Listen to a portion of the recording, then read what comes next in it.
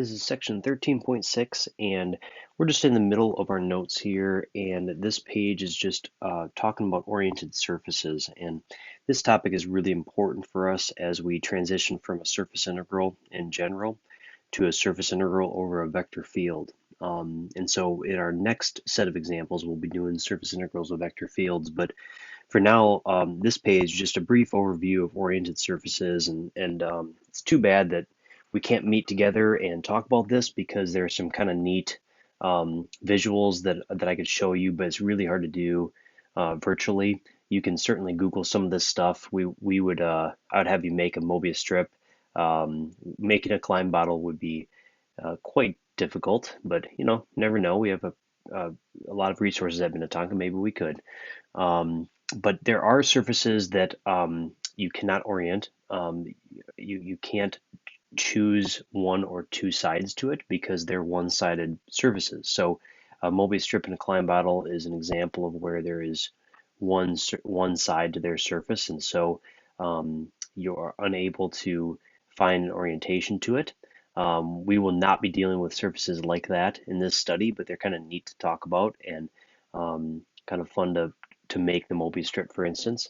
What we're going to talk about is a surface that we can orientate, so a two-sided surface. And specifically what we're talking about here is the ability to choose a normal vector n, at every single point on the surface itself, aside from the boundary points, and that n has a distinct direction.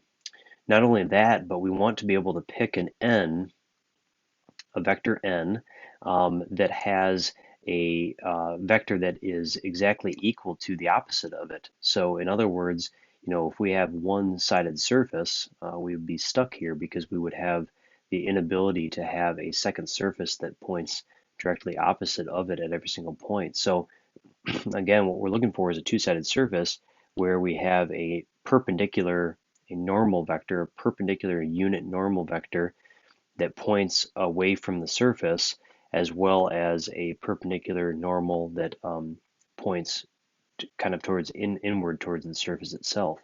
We're going to look at some of these closed surfaces where the normals, if it's a closed surface, would have a positive orientation if the normal vectors are going to point outward, and a negative orientation if they're going to point inward.